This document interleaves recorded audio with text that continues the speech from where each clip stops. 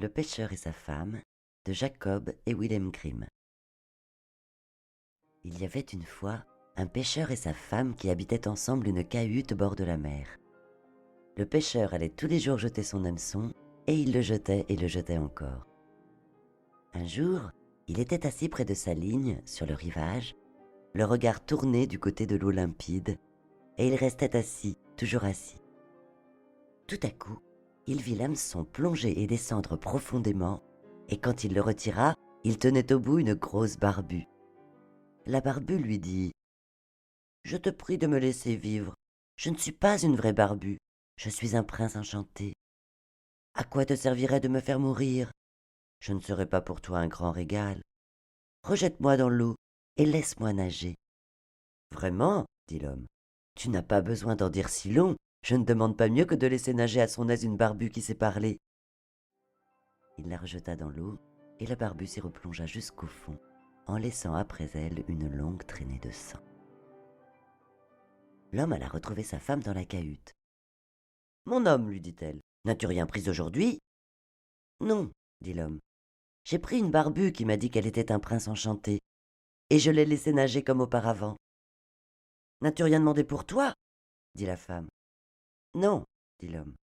Et qu'aurais-je demandé ?»« Ah, dit la femme, c'est pourtant triste d'habiter toujours une cahute sale et infecte comme celle-ci. Tu aurais pu pourtant demander pour nous une petite chaumière. Retourne et appelle la barbue. Dis-lui que nous voudrions avoir une petite chaumière. Elle fera cela certainement. »« Ah, dit l'homme, pourquoi y retournerais-je ?»« Vraiment, dit la femme. Tu l'as prise et tu l'as laissée nager comme auparavant. Elle le fera. Vas-y sur le champ. » L'homme ne s'en souciait point. Pourtant, il se rendit au bord de la mer, et quand il y fut, il la vit toute jaune et toute verte. Il s'approcha de l'eau et dit « Tararéondin, tararéondin, petit poisson, gentil fretin, mon Isabeau crie et tempête, il en faut bien faire à sa tête. » La barbue s'avança vers lui et lui dit « Que veut-elle donc ?»« Ah, dit l'homme, je t'ai prise tout à l'heure. Ma femme prétend que j'aurais pu te demander quelque chose. Elle s'ennuie de demeurer dans une cahute. Elle voudrait bien avoir une chaumière. Retourne sur tes pas, dit la barbue. Elle l'a déjà. » L'homme s'en retourna, et sa femme n'était plus dans sa cahute. Mais à sa place était une petite chaumière, et sa femme était assise à la porte sur un banc. Elle le prit par la main et lui dit « Entre donc et regarde, cela vaut pourtant bien mieux. » Ils entrèrent, et dans la chaumière était une jolie petite salle, une chambre où étaient placés leurs lits, une cuisine et une salle à manger avec une batterie de cuivre et d'étain très brillants, et tout l'attirail d'un service complet. Derrière était une petite cour avec des poules et des canards, et un petit jardin avec des légumes et des fruits. « Vois, dit la femme, n'est-ce pas joli ?»« Oui, dit l'homme, restons comme cela, nous allons vivre vraiment heureux. »« Oh, nous y réfléchirons, dit la femme. » Là-dessus, ils mangèrent et se mirent au lit. Cela alla bien ainsi pendant 8 ou 15 jours, puis la femme dit « Écoute, mon homme, cette chaumière est aussi trop étroite, et la cour et le jardin sont si petits. La barbue aurait bien pu en vérité nous donner une maison plus grande. J'aimerais habiter un grand château en pierre.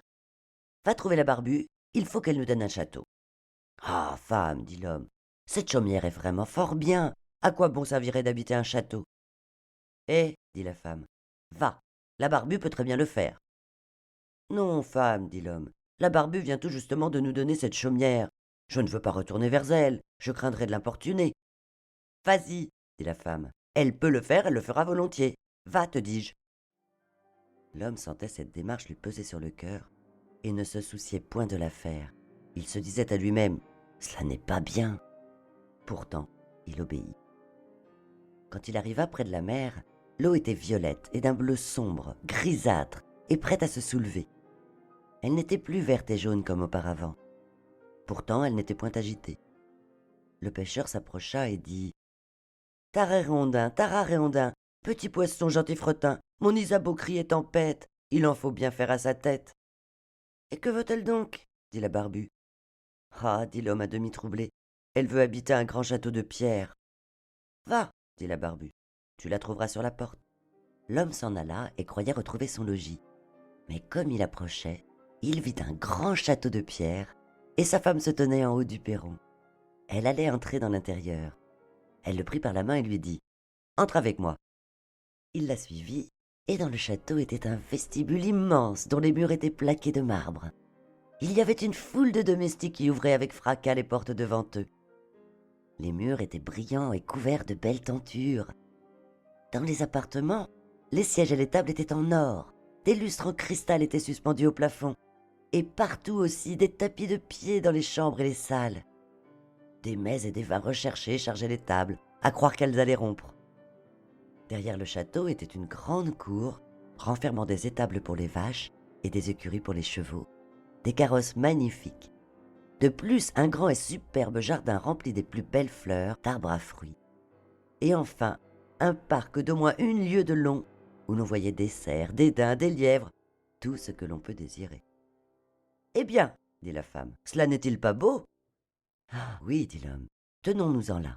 Nous habiterons ce beau château et nous vivrons contents. »« Nous y réfléchirons, dit la femme. Dormons là-dessus d'abord. » Et nos gens se couchèrent. Le lendemain, la femme s'éveilla comme il faisait grand jour, et de son lit, elle vit la belle campagne qui s'offrait devant elle. L'homme étendait les bras en s'éveillant. Elle le poussa du coude et dit « Mon homme, lève-toi et regarde par la fenêtre. Vois, ne pourrions-nous pas devenir rois de tout ce pays? Va trouver la Barbue, nous serons rois. »« Ah, femme, dit l'homme, pourquoi serions-nous rois? Je ne m'en sens nulle envie. »« Bon, dit la femme, si tu ne veux pas être roi, moi je veux être reine. Va trouver la Barbue, je veux être reine. »« Ah, femme, dit l'homme, pourquoi veux-tu être reine? Je ne me soucie point de lui dire cela. »« Et pourquoi pas, dit la femme. Vas-y à l'instant, il faut que je sois reine. » L'homme y alla, mais il était tout consterné de ce que sa femme voulait être reine. « Cela n'est pas bien, cela n'est vraiment pas bien, pensait-il. Je ne veux pas y aller. » Et il y allait pourtant. Quand il approcha de la mer, elle était d'un gris sombre. L'eau bouillonnait du fond à la surface et répandait une odeur fétide. Il s'avança et dit « Tararéondin, petit poisson, gentil fretin, mon Isabeau crie est en pète. Il en faut bien faire à sa tête. »« Et que veut-elle donc ?» dit la Barbue. « Ah, dit l'homme, elle veut devenir reine. »« Retourne. Elle l'est déjà, dit la Barbue. » L'homme partit, et quand il approcha du palais, il vit que le château s'était de beaucoup agrandi et portait une haute tour décorée de magnifiques ornements. Des gardes étaient en sentinelle à la porte, et il y avait là des soldats en foule avec des trompettes et des timbales. Comme il entrait dans l'édifice, il vit de tous côtés le marbre le plus pur enrichi d'or, des tapis de velours et de grands coffres d'or massif. Les portes de la salle s'ouvrirent. Toute la cour y était réunie, et sa femme était assise sur un trône élevé, tout d'or et de diamants. Elle portait sur la tête une grande couronne d'or, elle tenait dans sa main un sceptre d'or pur garni de pierres précieuses, et à ses côtés étaient placées sur un double rang 6 jeunes filles, plus petites de la tête l'une que l'autre. Il s'avança et dit « Ah, femme, te voilà donc reine ?»« Oui, dit-elle, je suis reine. » Il se plaça devant elle et la regarda, et quand il l'eut contemplée un instant, il dit « Ah, femme, quelle belle chose que tu sois reine. Maintenant, nous n'avons plus rien à désirer. »« Point du tout, mon homme, dit-elle tout agitée. Le temps me dure fort de tout ceci, je n'y puis plus tenir. Va trouver la Barbue. Je suis reine, il faut maintenant que je devienne impératrice. »« Ah, femme, dit l'homme, pourquoi veux-tu devenir impératrice ?»« Mon homme, dit-elle, va trouver la Barbue. Je veux être impératrice. »« Ah, femme, dit l'homme, elle ne peut pas te faire impératrice, je n'oserais pas dire cela à la Barbue. Il n'y a qu'un empereur dans l'Empire. La Barbue ne peut pas faire un empereur, elle ne peut vraiment pas. »« Je suis reine, dit la femme, et tu es mon mari. Veux-tu bien y aller à l'instant même? Va, si elle a pu nous faire roi, elle peut nous faire empereur. Va, te dis-je. » Il fallut qu'il marchât. Mais tout en s'éloignant, il était troublé, et se disait en lui-même « Cela n'ira pas bien. Empereur, c'est trop demandé, la Barbue se lassera. » Tout en songeant ainsi, il vit que l'eau était noire et bouillonnante. L'écume montait à la surface, et le vent la soulevait en soufflant avec violence. Il se sentit frissonner. Il s'approcha et dit « Tararéondin, petit poisson, gentil fretin, mon Isabeau crie est en pète, il en faut bien faire à sa tête. »« Et que veut-elle donc ?» dit la Barbue. « Ah, Barbue, dit-il, ma femme veut devenir impératrice. »« Retourne, dit la Barbue, elle l'est maintenant. » L'homme revint sur ses pas, et quand il fut de retour, tout le château était d'un marbre poli, enrichi de figures d'albâtre et décoré d'or. Des soldats étaient en nombre devant la porte. Ils sonnaient de la trompette, frappaient les timbales et battaient le tambour. Dans l'intérieur du palais, les barons, les comtes et les ducs allaient et venaient en qualité de simples serviteurs. Ils lui ouvrirent les portes qui étaient d'or massif. Et quand il fut entré, il vit sa femme assise sur un trône qui était d'or d'une seule pièce et haut de 1000 pieds. Elle portait une énorme couronne d'or de 3 coudées, garnie de brillants et d'escarboucles. D'une main, elle tenait le sceptre et de l'autre, le globe impérial. À ses côtés étaient placés sur 2 rangs ses gardes, tous plus petits l'un que l'autre, depuis les plus énormes géants, hauts de 1000 pieds, jusqu'aux plus petits nains, qui n'étaient pas plus grands que mon petit doigt. Devant elle se tenait debout une foule de princes et de ducs. L'homme s'avança au milieu d'eux et dit « Femme, te voilà donc impératrice ?»« Oui, dit-elle, je suis impératrice. » Alors il se plaça devant elle et la contempla. Puis quand elle l'eut considéré un instant, « Ah, femme, dit-il, quelle belle chose que de te voir impératrice. »« Mon homme, dit-elle, que fais-tu là planté? Je suis impératrice, je veux maintenant être pape. Va trouver la Barbue. »« Femme, dit l'homme, que demandes-tu là? Tu ne peux pas devenir pape, il n'y a qu'un seul pape dans la chrétienté. La Barbue ne peut pas faire cela pour toi. »« Mon homme, dit-elle, je veux devenir pape. Va vite, il faut que je sois pape aujourd'hui même. »« Non, femme, dit l'homme, je ne puis pas lui dire cela. Cela ne peut être ainsi, c'est trop. La Barbue ne peut pas te faire pape. »« Que de paroles, mon homme, dit la femme. Elle a pu me faire impératrice, elle peut aussi bien me faire pape. Marche, je suis impératrice et tu es mon homme. Vite, mets-toi en chemin. » Il eut peur et partit. Mais le cœur lui manquait, il tremblait, avait le frisson, et ses jambes et ses genoux flageolaient sous lui. Le vent soufflait dans la campagne, les nuages couraient, et l'horizon était sombre vers le couchant. Les feuilles s'agitaient avec bruit sur les arbres. L'eau se soulevait et grondait comme si elle eût bouillonné. Elle se brisait à grand bruit sur le rivage, et il voyait de loin les navires qui tiraient le canon d'alarme et dansaient et bondissaient sur les vagues. Le ciel était bleu encore à peine sur un point de son étendue, mais tout alentour des nuages d'un rouge menaçant annonçaient une terrible tempête.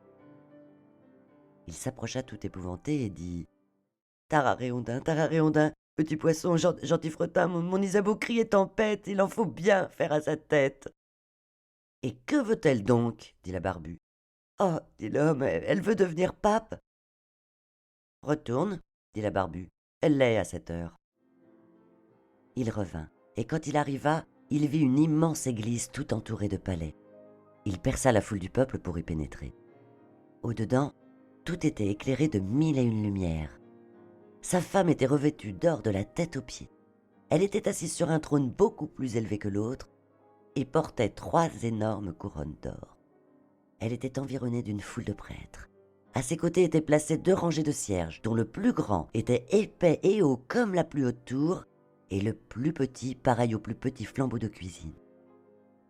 Tous les empereurs et les rois étaient agenouillés devant elle et baisaient sa mule. « Femme, dit l'homme en la contemplant, il est donc vrai que te voilà pape ? » ?»« Oui, dit-elle, je suis pape. » Alors il se plaça devant elle et se mit à la considérer, et il lui semblait qu'il regardait le soleil. Quand il l'eut ainsi contemplé un moment, « Ah, femme, dit-il, quelle belle chose que de te voir pape. » Mais elle demeurait roide comme une souche et ne bougeait. Il lui dit « Femme, tu seras contente maintenant, te voilà pape. Tu ne peux pas désirer d'être quelque chose de plus. »« J'y réfléchirai, dit la femme. Là-dessus, ils allèrent se coucher. Mais elle n'était pas contente. L'ambition l'empêchait de dormir, et elle pensait toujours à ce qu'elle voudrait devenir. L'homme dormit très bien et profondément. Il avait beaucoup marché tout le jour, mais la femme ne put s'assouper un instant. Elle se tourna d'un côté sur l'autre pendant toute la nuit, pensant toujours à ce qu'elle pourrait devenir et ne trouvait plus rien à imaginer. Cependant, le soleil se levait, et quand elle aperçut l'aurore, elle se dressa sur son séant et regarda du côté de la lumière. Lorsqu'elle vit que les rayons du soleil entraient par la fenêtre, « Ah !» pensa-t-elle, « ne puis-je aussi commander de se lever au soleil et à la lune ?»« Mon homme, dit-elle en le poussant du coude, réveille-toi, va trouver la Barbue. Je veux devenir pareil au bon Dieu. » L'homme était encore tout endormi, mais il fut tellement effrayé qu'il tomba de son lit. Il pensa qu'il avait mal entendu. Il se frotta les yeux et dit « Ah, femme, que dis-tu » Mon homme, dit-elle, si je ne peux pas ordonner au soleil et à la lune de se lever, et s'il faut que je les voie se lever sans mon commandement, je n'y pourrai tenir, et je n'aurai pas une heure de bon temps. Je songerai toujours que je ne puis les faire lever moi-même. Et en disant cela, elle le regarda d'un air si effrayant qu'il sentit un frisson lui courir par tout le corps. Marche à l'instant, je veux devenir pareil au bon Dieu. Ah, femme, dit l'homme en se jetant à ses genoux, la Barbue ne peut pas faire cela. Elle peut bien te faire impératrice et pape. Je t'en prie, rentre en toi-même et contente-toi d'être pape. Alors elle se mit en fureur. Ses cheveux volèrent en désordre autour de sa tête. Elle déchira son corsage et donna à son mari un coup de pied en criant « Je n'y tiens plus, je n'y puis plus tenir. Veux-tu marcher à l'instant même ?» Alors il s'habilla rapidement et se mit à courir comme un insensé. Mais la tempête était déchaînée et grondait si furieuse qu'à peine il pouvait se tenir sur ses pieds. Les maisons et les arbres étaient ébranlés, les éclats de rochers roulaient dans la mer, et le ciel était noir comme de la poix. Il tonnait, il éclairait, et la mer soulevait des vagues noires, aussi hautes que des clochers et des montagnes, et à leur sommet elle portait toute une couronne blanche d'écume. Il se mit à crier, à peine lui-même pouvait-il entendre ses propres paroles. « Tararéonda, petit poisson gentil fretin, mon Isabeau crie et tempête, il faut bien en faire à sa tête. » « Et que veut-elle donc ?» dit la Barbue. « Ah, dit-il, elle veut devenir pareille au bon Dieu. »« Retourne, tu la trouveras logée dans la cahute. » Et ils y logent encore aujourd'hui à l'heure qu'il est.